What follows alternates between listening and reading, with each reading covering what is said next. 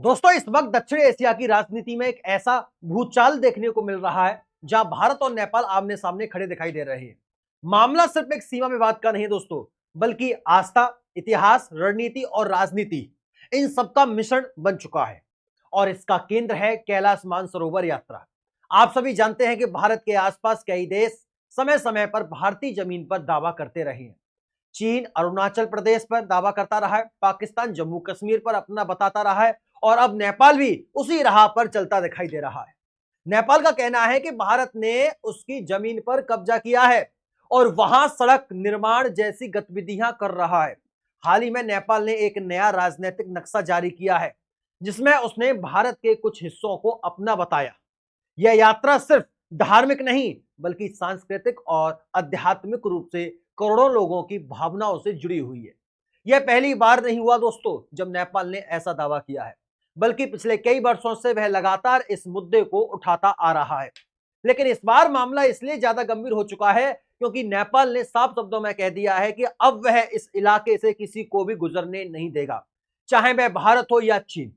लेकिन इस बार यह यात्रा एक बड़े भू राजनीतिक विवाद का कारण बन गई है दोस्तों।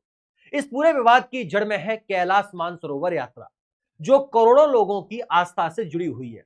हर साल भारत से श्रद्धालु इस यात्रा पर जाते हैं और इसके लिए एक प्रमुख रास्ता है लिपुलेख दर्रा। यही वह जगह है दोस्तों जहां से विवाद शुरू होता है। अब सबसे जरूरी सवाल यह है, आखिर ये लिपुलेख दर्रा है कहां? तो आपको बता दें कि लिपुलेख दर्रा भारत के उत्तराखंड राज्य के पिथौरागढ़ जिले में स्थित एक ऊंचा हिमालयी दर्रा है जो भारत, नेपाल और चीन यानी तिब्बत के ट्राई जंक्शन के पास पड़ता है। भारत के अनुसार यह इलाका काला पानी क्षेत्र में आता है दोस्तों और उसके प्रशासनिक नियंत्रण में है। लेकिन नेपाल का दावा है कि लिपुलेख, लिम्पियाधुरा और काला पानी ये सभी क्षेत्र उसकी संप्रभु भूमि का हिस्सा है।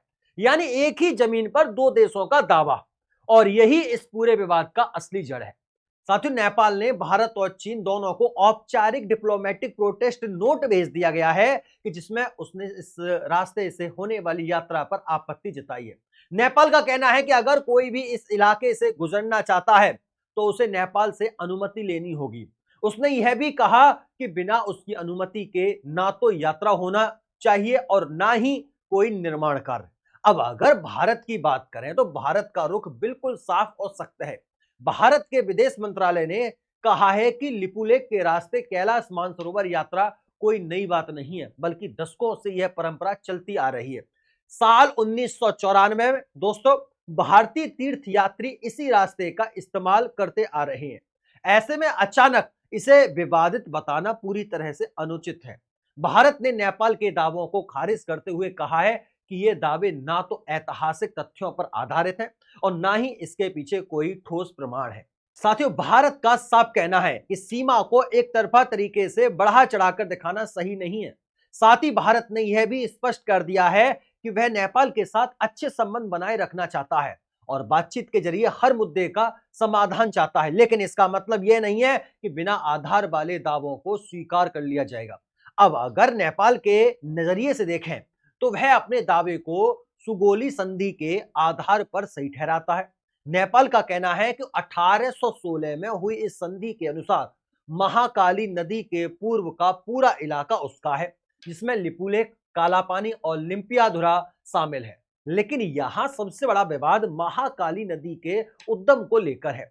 भारत और नेपाल दोनों ही इस नदी के स्रोत को अलग अलग मानते हैं और यही विवाद की सबसे बड़ी वजह बन जाती है। दोस्तों, इतिहास में जाएं तो यह विवाद अंग्रेज नेपाल युद्ध के बाद शुरू हुआ था, जब नेपाल और ब्रिटिश ईस्ट इंडिया कंपनी के बीच संघर्ष हुआ और अंत में संधि के जरिए सीमाएं तय की गईं। लेकिन उस समय जो सीमाएं तय की गईं उनकी व्याख्या आज दोनों देश अपने अपने तरीके से कर रहे हैं। यही वजह है कि आज यह मुद्दा सिर्फ एक सीमा विवाद नहीं रह गया है, बल्कि एक बड़ा भू राजनीतिक संघर्ष बन चुका है जिसमें इतिहास, राजनीति और रणनीति तीनों का टकराव साफ दिखाई देता है। अब अगर इस पूरे विवाद को और गहराई से समझें तो यह साफ हो जाता है कि मामला सिर्फ बयानबाजी तक सीमित नहीं है, बल्कि जमीन पर भी इसका असर दिखाई दे चुका है। खासकर साल 2020 में जब भारत ने उत्तराखंड के पिथौरागढ़ जिले से लेकर लिपुलेख दर्रा तक लगभग 80 किलोमीटर लंबी सड़क का निर्माण किया, तब नेपाल ने इसका जोरदार विरोध किया था। नेपाल ने इसे अपनी संप्रभुता का उल्लंघन बताया और उसी समय एक नया राजनीतिक नक्शा जारी कर दिया, जिसमें काला पानी, लिम्पियाधुरा और लिपुलेख को अपने हिस्से के रूप में दिखाया गया। नेपाल का यह कदम सिर्फ एक नक्शा जारी करने तक सीमित नहीं था, बल्कि यह एक स्पष्ट राजनीति संदेश था कि अब वह इस मुद्दे को और आक्रामक तरीके से उठाएगा। यही वजह है कि आज जब कैलाश मानसरोवर यात्रा दोबारा शुरू होने जा रही है, तो नेपाल ने सीधे इस पर आपत्ति जताकर एक बार फिर इस विवाद को केंद्र में ला दिया है। लेकिन भारत के लिए यह इलाका सिर्फ एक धार्मिक रास्ता नहीं है, बल्कि यह रणनीतिक रूप से बेहद महत्वपूर्ण है। यह क्षेत्र चीन की सीमा के बेहद करीब है और यहां से भारत अपनी सुरक्षा व्यवस्था को मजबूत बनाए रखता है। खासकर 1962 के भारत चीन युद्ध के बाद इस इलाके का महत्व और भी ज्यादा बढ़ जाता है। इसी कारण यहां आईटीबीपी की तैनाती की गई है, जो लगातार सीमा पर नजर रखती रहती हैं। अगर भारत इस इलाके को अपनी पकड़ कमजोर करता है, तो इसका सीधा असर उसकी राष्ट्रीय सुरक्षा पर पड़ सकता है। यही वजह है कि भारत इस मुद्दे पर कोई समझौता करने के मूड में नहीं है। भारत का साफ संदेश है दोस्तों, बातचीत के लिए दरवाजे खुले हैं, लेकिन दबाव में आकर कोई फैसला नहीं लिया जाएगा। अब इस पूरे मामले में एक और अहम किरदार है दोस्तों, आप सभी को पता होगा, चीन।